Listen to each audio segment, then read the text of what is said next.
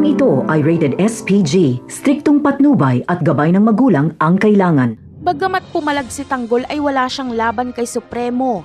Malinaw na si Supremo ang panalo sa kanila. Sa pagdating ni Agustus ay agad nitong niratrat si Premo at Tanggol. Kaya nagkampihan na lang silang dalawa at nakipagbakbakan kila Agustus.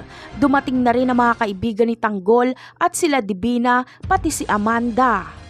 Dito ay narinig nilang lahat ang sinabi ni Agustus na sabay-sabay niyang ililibing ng buhay sila Supremo, Tanggol at Amanda.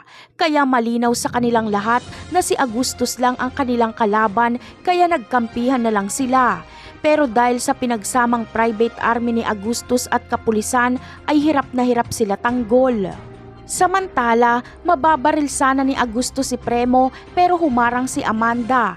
Kaya patay si Amanda at galit na galit si Supremo. Si Amanda lang pa naman ang dahilan kung bakit siya nabubuhay at lumalaban.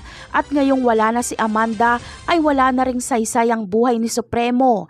Pero kung mamamatay man siya ay isasama niya si Agustus.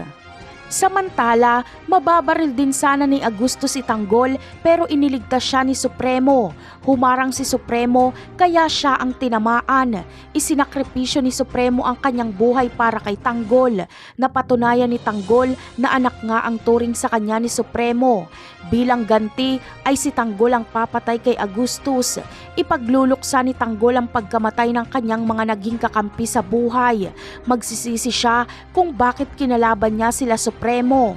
Napakarami pa nating dapat abangan sa mga susunod na episode. Paalam!